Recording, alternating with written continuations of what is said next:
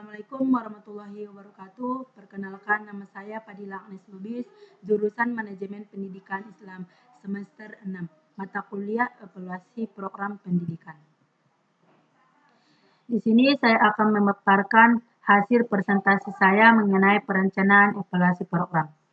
Yang pertama, analisis kebutuhan. Diartikan sebagai suatu proses yang dilakukan oleh seorang untuk mengidentifikasikan kebutuhan sekaligus menentukan prioritasnya. Selanjutnya, peranan analisis kebutuhan adalah alat yang konstruktif dan positif untuk melakukan perubahan. Yang dimaksud dengan perubahan di sini bukanlah perubahan yang radikal dan tidak berdasarkan, tetapi perubahan yang didasarkan atas logika yang bersifat rasional, perubahan fungsional yang dapat menentukan kebutuhan. Selanjutnya, langkah-langkah pelaksanaan analisis kebutuhan. Yang pertama, analisis kebutuhan secara objektif. Analisis kebutuhan secara objektif dilakukan dengan tahap-tahap sebagai berikut. Pertama, mengidentifikasikan lingkungan tujuan-tujuan penting dalam program yang akan dievaluasi. Yang kedua, menentukan indikator dan cara pengukuran tujuan-tujuan. Yang ketiga, menyusun kriteria standar untuk tiap-tiap indikator dengan acuan, pedoman atau acuan apa saja yang ada dalam sistem dan bidang yang dievaluasi.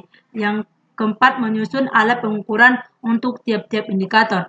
Yang kelima, membandingkan kondisi yang diperoleh dengan kriteria. Jika data yang diperoleh lebih rendah dari tingkat standar, maka maknanya berarti ada kebutuhan.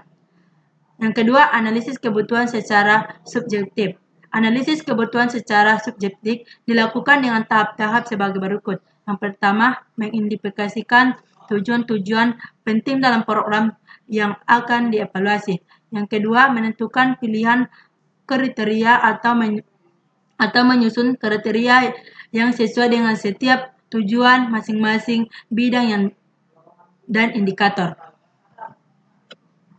Selanjutnya, penjadwalan.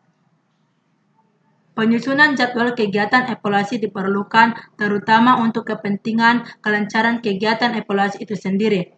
Mengatur batas waktu penyelesaian setiap kegiatan dan menentukan jumlah waktu yang diberikan untuk setiap kegiatan. Selanjutnya, penugasan dan monitoring. Merencanakan dan mengelola evaluasi berdasarkan juga melakukan aktivitas mengawasi atau melihat bagaimana staf secara efisien melakukan kegiatan evaluasi.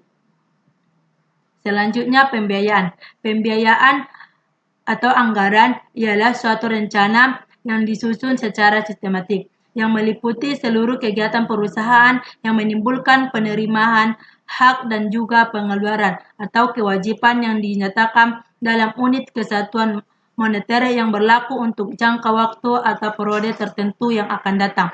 Selanjutnya, proposal evaluasi program. Kegiatan yang dilakukan dengan sengaja untuk melihat keberhasilan program, sehingga mengandung beberapa pengertian tentang program itu sendiri. Di antaranya adalah rencana kegiatan yang direncanakan dengan seksama. Sekian dan terima kasih. Wassalamualaikum warahmatullahi wabarakatuh.